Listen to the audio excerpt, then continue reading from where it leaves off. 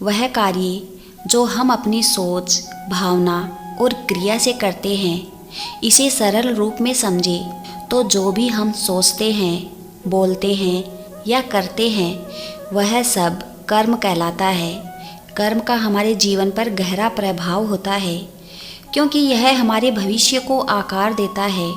इसमें वह कार्य आता है जो हम अपने शरीर से करते हैं, जैसे कि मेहनत करना, किसी की सहायता करना या कोई भी ऐसा कार्य जो हमारे शारीरिक क्रिया से जुड़ा हो, जो हम अपने शरीर से करते हैं, जैसे कि दूसरों से सच्चाई से बात करना, किसी का अपमान या तारीफ करना। हमारे शब्द दूसरों पर गहरा प्रभाव छोड़ते हैं। जो हम अपने विचारों से करते हैं, जैसे कि अच्छा या बुरा सोचना, किसी के बारे में योजना बनाना, कल्पना करना, हमारे विचार भी कर्म माने जाते हैं, क्योंकि वे हमारी मानसिक ऊर्जा का प्रयोग करते हैं और हमारे व्यक्तित्व पर प्रभाव डालते हैं। जैसा हम कर्म करते हैं, वैसा ही परिणाम हमें मिलता है। अगर हम अच्छे कर्म करते हैं तो हमें अच्छे परिणाम मिलते हैं, और यदि बुरे कर्म करते हैं तो परिणाम भी वैसा ही होता है। आप वही है जिस पर आप विश्वास करते हैं। आप वह बन जाते हैं जिसके बारे में आप विश्वास करते हैं कि आप बन सकते हैं। परिवर्तन ब्रह्मांड का नियम है। आप एक पल में करोड़पति या कंगाल बन सकते हैं। आपको अपने कर्तव्यों का पालन करने का अधिकार है, लेकिन आप अपने कार्यों के फल के हकदार नहीं हैं। मनुष्य अपने विश्वास से बनता है। जैसा वह विश्वास करता है, वैसा ही वह बन जाता है। जब ध्यान में निपुणता आ जाती है तो मन वायुहीन स्थान में दीपक की लौ की तरह अविचलित रहता है। जब चेतना एकीकृत होती है तो सभी व्यर्थ चिंताएं पीछे छूट जाती है। चिंता का कोई कारण नहीं है, चाहे चीज़ें अच्छी हो या बुरी।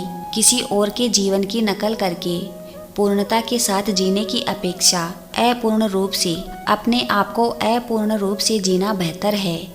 खुशी एक मन स्थिति है और इसका बाहरी दुनिया से कोई संबंध नहीं है। अपने लिए इसे आसान बनाइए, व्यवस्थित रहे और वर्तमान में जिए। आपकी दिन प्रतिदिन की गतिविधियाँ आपकी खुशी को नहीं छीननी चाहिए।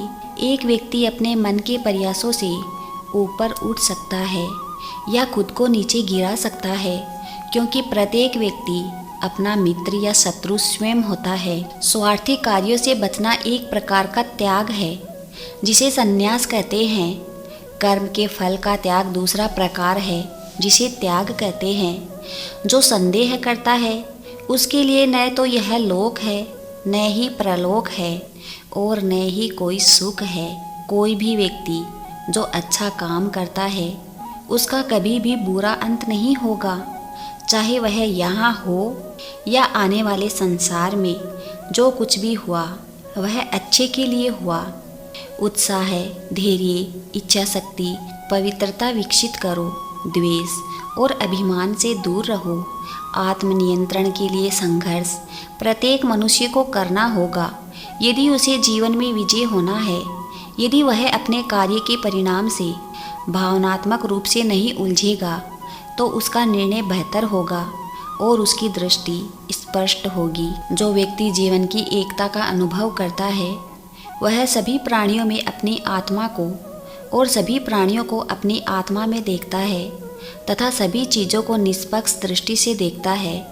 हम वही देखते हैं जो हम हैं, और हम वही हैं जो हम देखते हैं। गर्मी और सर्दी, सुख और दुख की भावनाएं इंद्रियों के अपने विषयों के संपर्क के कारण होती है। वे आती है और जाती है, कहीं ज़्यादा देर तक टिकती नहीं है। आपको उन्हें स्वीकार करना चाहिए। मन वायुहीन स्थान में दीपक की लौ की तरह अविचलित रहता है। भगवत गीता हमें जीवन की जटिलताओं से बाहर निकालने में मार्गदर्शन करने वाली शाश्वत प्रदान करती है। जय श्री कृष्णा। राधे राधे।